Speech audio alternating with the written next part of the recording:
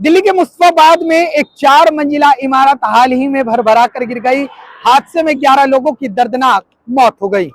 ऐसे में आज हम दिल्ली से सटे उन इलाकों में पड़ताल करने पहुंचे हैं और देखने पहुंचे हैं कि दिल्ली से सटे इलाके जो हैं उनका क्या हाल है। गाजियाबाद की ये खोड़ा कॉलोनी है और यहाँ पर लमसम 10 लाख की आबादी है और ऐसे में जिस तरीके से मुस्तफाबाद में जो 4 मंजिला की इमारत गिरी, उसके बाद यहाँ की नगर पालिका का, यहाँ के अधिकारियों का क्या स्टैंड है, क्योंकि बेहद घनी आबादी है और किसी भी वक्त बड़ा हादसा हो सकता है।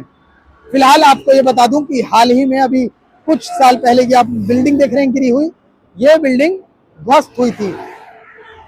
गनीमत ये थी कि जिस वक्त ये बिल्डिंग ध्वस्त हुई थी यहाँ पर कोई मौजूद नहीं था। हालांकि रोड उस वक्त जैसे सामान्य तौर पर चल रहा है वैसे ही चल रहा था, लेकिन किसी तरीके की जनहानि की खबर सामने नहीं आई थी।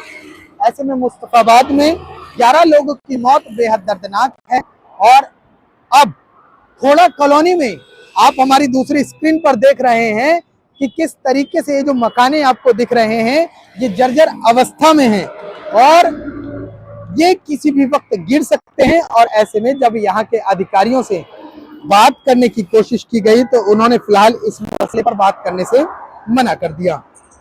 दरअसल नमन सत्य न्यूज ये जानना चाहता था कि आखिरकार मुस्तफाबाद में हुई दुर्घटना के बाद क्या खोड़ा कॉलोनी में ऐसी जो जर्जर इमारतें हैं उनको नगर पालिका की तरफ से चिन्हित किया गया, लेकिन इसका जवाब अधिकारी देने से बचते नजर आए। उसके बाद ये भी हम जानने की कोशिश कर रहे थे कि सेफ्टी ऑडिट कराई गई क्या उन इमारतों की, अगर हाँ कराई गई तो उसकी रिपोर्ट क्या है। इस मसले पर भी अधिकारी ने कुछ भी कहने से मना कर दिया। खोड़ा में कितनी इमारतें हैं जो बिना नक्शा पास कराए या नियमों को ताक पर रखकर बनाई गई हैं, इस मसले पर भी अधिकारी ने कुछ भी कहने से मना कर दिया। और चौथा सवाल हमारा ये था कि आपके पास क्या अभी तक ऐसी कोई शिकायतें आई हैं जर्जर इमारतों को लेकर, क्या उन पर कोई कार्रवाई की है।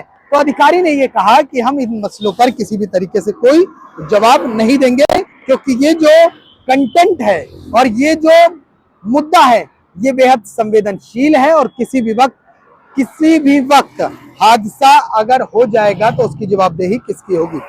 इसके साथ ही साथ हम 5वां सवाल ये भी पूछना चाह रहे थे नगर पालिका के तमाम अधिकारियों से, और हमने ये पूछने की कोशिश की कि क्या नगर पालिका के पास पर्याप्त संसाधन है कि वो ऐसी इमारतों की जांच कर सके और समय रहते अगर कोई हादसा होने वाला हो तो उसको पहले ही रोका जा सके।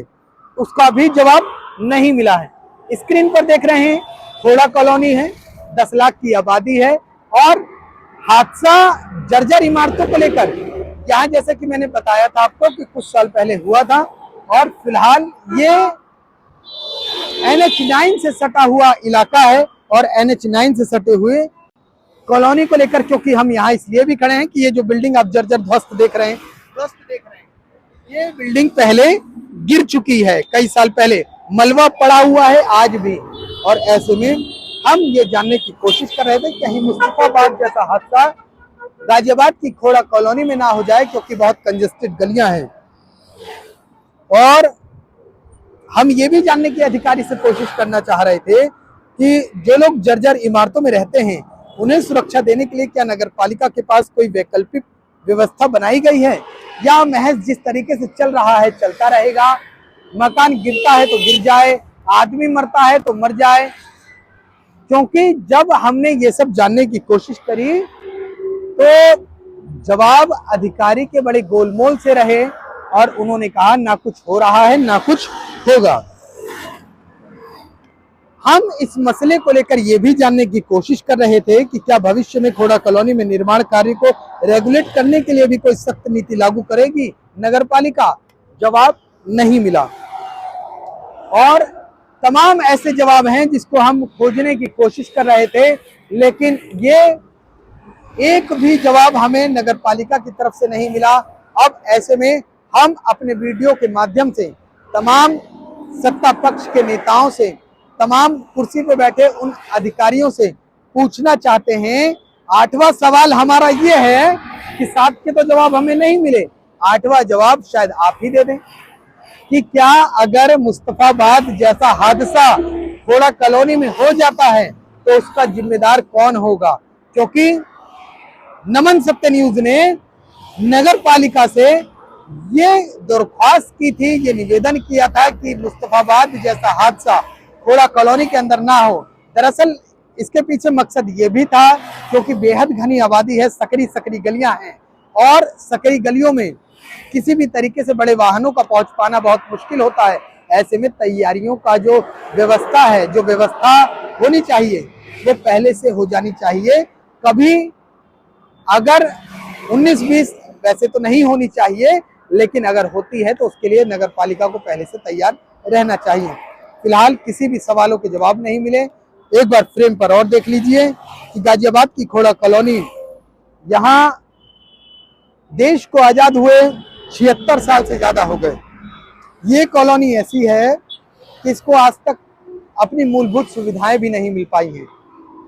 कॉलोनी रोजाना की तरह जैसे एक एक दिन करके अपने दिन काट रही है। देश को आजाद हुए 76 साल से ज्यादा हो गए और ऐसे ही जिंदगी बसर लोगों की चल रही है। ना तो यहाँ पर किसी तरीके की कोई खास सुविधा है। इसके पीछे ये भी कहा जा सकता है कि तमाम जो कुर्सी पे बैठे नेता हैं, तमाम जो कुर्सी पे बैठे अधिकारी हैं, दरअसल साफ तौर पर उनकी ही मंशा नहीं है। वो गाजियाबाद की खोड़ा कॉलोनी की जनता के साथ किसी भी तरीके से मूलभूत सुविधाओं को मुहैया कराने के लिए सिर्फ ये कहते नजर आते हैं कि वो कार्रवाई कर रहे हैं, लेकिन धरातल पर कुछ नजर नहीं आता। ऐसे में अगर कल को मुस्तफाबाद की तरह अगर यहाँ हादसा होता है तो उसका जिम्मेदार कौन होगा। कई बार कोशिश की गई सवालों के जवाब तलाशने के लिए, लेकिन जवाब नहीं मिले। सवाल के सवाल यूं ही बने रह गए। और आठवां सवाल अब सत्ता में बैठे लोगों से, जिले में बैठे अधिकारियों से और नगर पालिका में बैठे अधिकारियों से है कि अगर मुस्तफाबाद जैसा हादसा खोड़ा कॉलोनी में हो जाता है तो उसका जिम्मेदार कौन होगा। जब हम कहते हैं साहब कि तैयारी कर लीजिए तो साहब कहते हैं कि ना तैयारी हुई है ना तैयारी होगी। और अब जिम्मेदार कौन होगा, इसकी भी जिम्मेदारी आप ही को तय करनी होगी। गाजियाबाद से कैमरामैन विपिन के साथ मैं राहुल शुक्ला, नमन सत्य।